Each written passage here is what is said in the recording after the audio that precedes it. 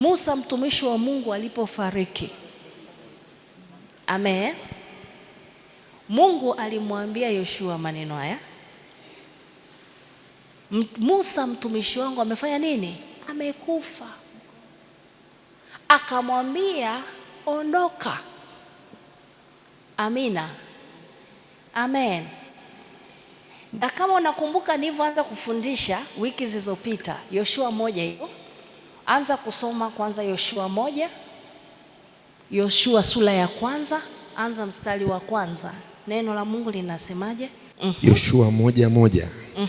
Neno la Bwana linasema, ikawa baada ya kufa Musa mtumishi wa Bwana, Bwana akamwambia Yoshua mwana wa Nuni mtumishi wa Musa, akasema, Musa mtumishi wangu amekufa. Haya basi, ondoka, vuka mto huu wa Yordani, wewe na watu hawa wote, mkaende hata nchi niwapayo wana wa Israeli. Mpaka hapo. Kwa hiyo sehemu yoyote Mungu anayotaka mtu atembee na jina lake, lazima ondoka ianze. Mnakumbuka Mungu wakati anamwambia Abraham, alimwambia atoke katika nyumba ya nani? Ya baba yake. Amina. Kwa hiyo Mungu ili aanze kutembea na mtu, kama nilivyofundisha mara ya kwanza, utambulisho wako wewe ni jina. Huwezi kuwa na jina kama Mungu hajajitambulisha ndani yako. Ndio maana Mungu, angalia, wakati anataka kuanza sasa kumtumia ye mwenyewe sasa nani? Yoshua, ilibidi amwambie atoke, aondoke yeye na watu wake.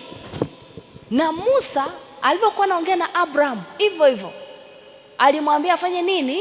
Atoke. Ukiendelea kusoma hapo anasemaje? Mstari wa 3. Kila mahali zitakapokanyaga nyayo za miguu yenu, nimewapa ninyi, kama mlivyowapia Musa, tangu jangwa hili na mlima huu Lebanon mpaka mto ule mkubwa, mto wa Frati, nchi yote ya Wahiti, tena mpaka bahari ile kubwa upande wa machweo ya jua. Rudia mstari wa pili. Mstari wa pili. Musa mtumishi wangu amekufa.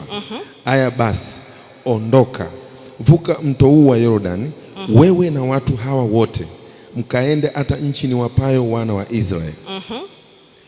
Kila mahali zitakapokanyaga nyayo za miguu yenu, nimewapa ninyi, na kama nilivyomwapia Musa. Mpaka hapo. Kumbuka alivyomwambia avuke yeye na watu wake, lakini kuna eneo alimwambia watapita. Unajua, unaposoma neno usisome vile vinavyoonekana. Mwambie Mungu, nifunulie kwa nini amwambie avuke mto. Kwa nini wana wa Israeli kulikuwa kuna njia ya shortcut ya kwenda, lakini iliwapasa wavuke bahari ya nini? Ya Shamu. Mungu alipomwambia Yoshua kwamba vuka, maana yake alikuwa kuna vitu ambavyo amevibeba, lazima akubali aviache, akubali apite kwenye mazingira ambayo yeye nini? Hataki kupita. Ndio maana baraka hazikuanza kumwambia kila mahali utakapokanyaga, hakuanza kumwambia kabla, alimwambia baada ya nini? Kuvuka. Unapohitaji mafanikio katika maisha yako, amen, siku zote tumaini jina la Bwana, ndipo utashinda. Mungu wakati anamwagiza Yoshua, alimwambia mtumishi wangu Musa amefariki. Manake Mungu alikuwa anatembea na nani? Na Musa. Sasa inabidi abadilishe, atembee na nani? Na Yoshua. Kwa hiyo unapohitaji mafanikio katika maisha yako, siku zote tamani Mungu aseme kitu na wewe. Mtume na nabii Mungu alishasema naye, si ndio hivyo? Mimi na wewe tupo Efata. Amen. Amina. Amina. Tamani Mungu aseme na wewe kuhusu maisha yako. Usitamani mchungaji aseme na wewe kuhusu maisha yako, kwa sababu safari ya kuvuka ni ya mtu binafsi.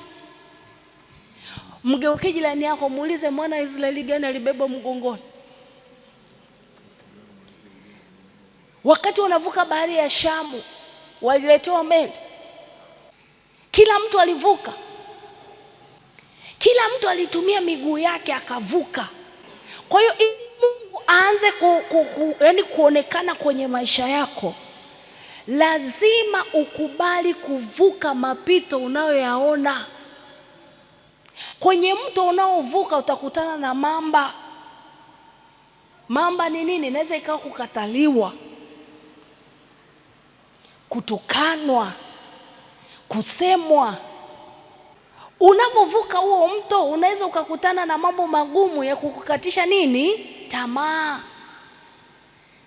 Lakini Mungu anamwambia Yoshua lazima wavuke mto nini? Yordani. Unaweza ukasema ninataka kujenga, kweli unataka kujenga na ramani unayo, lakini mfukoni kuna bahari ya Shamu, wallet inasoma 1,000. Unaweza ukawa na vyeti vizuri sana vya shule, sikatai. Wewe ni kama mwana wa Israeli, umebeba jina la nani? La Bwana. Lakini ukafika kwenye ofisi ukakutana na bahari ya nini? Ya Shamu. Utaona jina la Bwana lilo ndani yako au utaona nafasi hakuna? Una mipango mingi mwaka huu, mwaka 2020 ngapi? 26. Leo ni tarehe ngapi? Zimeshaondoka siku ngapi? 31 jumlisha 26, siku 50 ngapi? Zimebakia siku 300 na ngapi? Siku zilizobakia muulize jirani yako, mwambie hizi zilizoisha umeona nini na zilizobakia unaona nini? Mwaka 2026 wakati tumeingia ulikuwa unaona ni kama mchezo Mimi nakupigia leo zimeondoka siku 50 na ngapi? Hiyo chukua siku 57, toa 360 ngapi? 5. Kama siku 57 Ibilisi ameweza kukupiga bao, je, kwa habari ya siku zilizobakia? Kama umeweza kumshinda Ibilisi hapo, ndio inabidi umshukuru Mungu. Kwa hiyo Mungu alipowaambia wana wa Israeli wakiongozwa na Yoshua kwamba wavuke, Mungu alijua kwamba kuna vitu vipo ndani ya mito. Mito inawakilisha vitu vingi. Bwana Yesu asifiwe. Lakini katika kuvuka kwao aliwaambia huko mbele ndiko kuna mema. Mstari wa 17 anaanza hapo. Itakuwa siku za mwisho. Itakuwa siku za nini? Ndo zipi? Ndo hizi. Sema ndo hizi. Asema Mungu. Nitawamwagia watu wote roho yangu. Atawamwagia watu wote roho yake. Sema watu wote. Anasema nikishamwaga roho yangu, wana na mabinti watatabiri. Sasa wewe kwa nini unasubiria mtu akutabirie? Na siku zile nitawamwagia watumishi wangu waume na wanawake roho yangu, nao watatabiri. Watumishi wangu wanaume na nani? Shika ile neno, wanaume na nani? Shika hilo neno, wanaume na nani? Wanawake. Watumishi wangu. Mkiona watu wanawatukana watumishi wa Mungu kwenye Biblia, wanawake, manake hao hawajui neno. Mungu alisema nyakati za mwisho nitawainua watumishi wangu wanaume na wanawake. Hebu mwanamke, mgeukie mwanamke mwenzio, muulize, ukikuta wanaume 10 una ujasiri wa kuhubiri?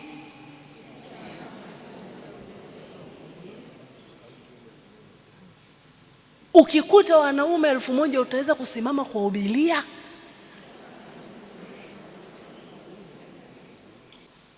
Rudia tena huo mstari.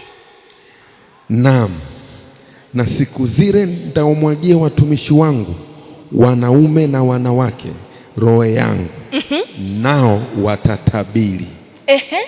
Nami nitatoa ajabu katika mbingu juu. Nitatoa ajabu Ajabu ya kwanza, na ishara katika nchi chini, na damu ya moto na moto na mvuke wa moshi.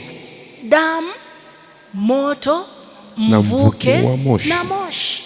Ndio maana kulikuwa na mauaji. Mvuke, mnavyoona nchi wanapigana, damu zinamwagika. Moto, ndio maana Hollywood iliteketea, hawajui umetoka moto, umetoka chanzo chake nini. Kwa hiyo hapa katikati kuna mapito mengi. Tunavuka mto wenye vitisho, wenye mamba, wenye nyoka, wenye kenge, wenye yani kila kuna kila kitu. Lakini Mungu amesema watakaoweza kupita hapo ni wale watakaoita jina la Bwana.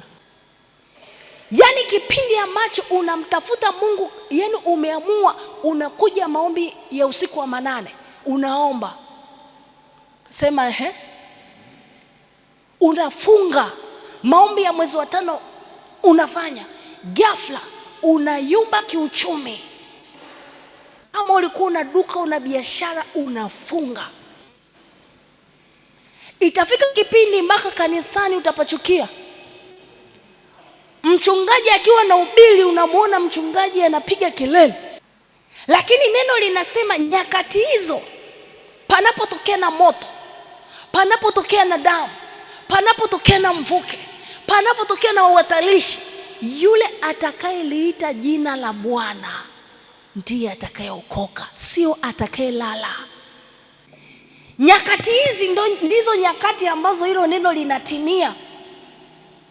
Utaona moto kwenye biashara, utaona moto kwenye ndoa, utaona moto kwenye uzao, utaona moto kazini, utaona vitu hatarishi katika maisha ya kawaida unayoishi. Lakini neno limesema hivi, sio kila atakayelala nyumbani, sio kila atakayelia sana na kueleza shida yake, bali kila atakayejiita jina la nani? La Bwana. Mtazame jirani yako, mwambie upo nyakati hizi, nyakati za jua kuwa giza. Ulikuwa unaona fedha, ghafla fedha zinakata. Biashara ilikuwa inaenda, ghafla unaona inayumba. Kuna wakati hata chakula utakosa.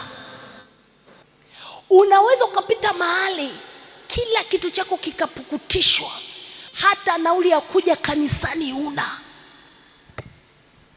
Utaona kama Kimara ni Marekani. Matendo ya Mitume sura ya 2 mstari wa 21, malizia. 21. Neno linasema, mstari wa 21. Matendo ya Mitume sura ya 2 mstari wa 21, neno linasema, na itakuwa kila atakayeliitia jina la Bwana ataokolewa. Atakayeliitia jina la Bwana. Yamkini umekuja hapa hata chakula nyumbani hauna. Yamkini umekuja hapa hujui hata watoto wako wataendaje shule, ada hauna. Yamkini umekuja hapa, yani wewe unaomba kila siku, lakini unajikuta ndo kwanza unachoka. Yani ukirudi nyumbani usiku unaona Yesu kama hayupo. Yamkini upo hapa, kuna ugonjwa ambao umeambiwa upo. Hilo ni giza limeshaingia. Lakini wewe unatumaini jina gani? Kwa nikasema unapotembea usipokuwa na jina lazima utakuwa marafiki. Abraham ilibidi mpaka Mungu amshtue, na alimshtua sio yeye. Ilibidi ashughulike na nani? Na mfalme. Mwanamke ameshaingia ndani, Sarai ameshaingia ndani. Kwa nani? Kwa mfalme. Abraham ili apate chakula, ili apate makazi. Kuna wengi hapa wadada, maisha hapo magumu, anasema cha kufia mimi nini? Najipeleka kwa mume. Mgeukie jirani yako, muulize rafiki. Wadada, mgeukie jirani yako, muulize rafiki, hujajisogeza baada ya kuona umri unaenda? Wakaka, hebu mtafute mkaka mwenzio. Wa baba, mgeukie baba mwenzio, Muulize ulivyokosa mahali hujavuta. Mwambie ulivyoona vizuizi hujavuta. Sema njaa ya hela. Ndicho kitu kinachotokea dunia ya sasa hivi. Watu wengi mtembeo umezuiliwa. Na ukisoma katika Mwanzo 17, Mungu ilibidi haraka sana ambadilishe Abraham aitwe nani? Ibrahim. Maana akajua huyu nguvu yake ya asili bado inamuendesha. Kale katabia kauo alikotoka nako kwa babake nani? Tera. Bado kanafanya nini? Kanamuendesha. Sasa mimi wewe sijui, mimi kazi yangu leo ni kukufundisha, ni kukupa mafunuo haya kwamba tabia yako moja inaweza ikamfanya Mungu aachilie mapigo kwako. Angalia, Mungu aliachilia mapigo kwa nani? Kwa Farao. Kitendo tu cha kumchukua mke wa nani? Wa Abraham, mapigo yakaingia kwake. Sasa naomba nikuulize wewe leo, ni mambo mangapi hivyo wewe dada uliokoka hujui kwamba ukienda kulala na kijana yoyote unaenda kumpa mapigo? Na wewe kijana uliokoka hujui ukienda kulala na dada ambaye pia yupo, unajua hamjui nyinyi mnaachiliana mapigo ndani ya kanisa? Hamjui kama mnavyofanya mambo ya uovu ndani ya kanisa, mnavyodanganyana mnaachilia mapigo? Kwa hiyo nakuta Mungu kuna mapigo ameachilia ndani ya kanisa hata kwetu sisi wenyewe. Kwa sababu sikiliza, kama aliweza kutenda kwa Abraham na kwa Farao, atashindwa kwetu sisi? Mgeuke jirani yako, muulize, hivi Mungu amebadilika? Aliyetenda kwa Farao sino yule yule? Unamdanganya askofu wako, mapigo atashindwa kuja? Kwa unapoingia maombi usimwambie tu Mungu wangu mbona umeniacha, jikague. Ukifungua Yohana 9:39, neno la Mungu linasemaje? Yohana sura ya 9:39. Yohana 9:39. Neno linasema, Yesu akasema, mimi nimekuja ulimwenguni humu kwa hukumu, ili wao wasioona waone, nao wanaoona wawe vipofu. Wote mmepata eh? Yohana 9:39. Fungua wote, soma pamoja. Yohana 9:39. Neno linasema, Yesu akasema, mimi nimekuja ulimwenguni humu kwa hukumu, ili wao wasioona waone, nao wanaoona wawe vipofu. Ni hivi, ukiwa ni mtu mwenye dhambi, sema mwenye dhambi, kibiblia inasema, amina, amen, huyo mtu, unajua wale Mafarisayo walimuulizaje Yesu, kwa maana hiyo sisi unamaanisha sisi ni vipofu? Yesu akawajibuje? Akawaambia, ingekuwa nyinyi mnafanya nini? Endelea kusoma hapo. Mstari wa 40. Baadhi ya Mafarisayo walikuwapo pamoja naye, wakasikia hayo, wakamwambia, je, sisi nasi tu vipofu? Yesu akawaambia, kama mngekuwa vipofu, msingekuwa na dhambi, lakini sasa mwasema twaona, basi dhambi yenu inakaa. Sema yule asiyeona, hata mtu akimkosea atamsalimia, hataona makosa yake, ataona pendo la Mungu ndani yake. Ukiona upo kanisani kuna watu wamsalimiani, mnagomana, mkiona mpo kanisani mnafarakana mpaka mnakasirikiana, basi nyinyi mnaona. Yesu akuja kwa ajili ya wanaoona. Ndio maana nikasema hivi, asili, sema asili. Asili inakuzuia kuona katika ulimwengu wa roho, kwa sababu damu na nyama inakupa kuona mambo ya wapi? Ya mwili. Mtazame jirani yako, muulize, kuna mtu waga ongea naye kanisa? Muulize, kuna mtu umeshindwa kumsamehe? Hapa mnajibugi mapema sana, hakuna. Lakini ni hivi, ukiona kuna mtu alikukosea, kila ukimwona moyo unafurukuta, wewe unaona. Ukiona mtu amekukosea, ukimwona tu moyo unafanya lip, yaani unajisikia hasira ndani. Ndio wewe Mfarisayo ambao Yesu aliwaambia ya kwamba mngekuwa mna nini? Vipofu, msinge nini? Tenda dhambi. Na Yesu anasema mimi sijaja kwa ajili ya hao. Kifupi Yesu anamaanisha sijaja kwa ajili ya wajuaji.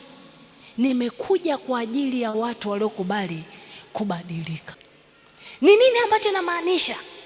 Usipokuwa na mahusiano mazuri na Mungu, usipokuwa na mahusiano mazuri na Yesu, usipokuwa na mahusiano mazuri na Roho Mtakatifu, hutaweza kuona mambo ya rohoni. Amina. Ndio maana mwanzo nikaanza kusema hivi,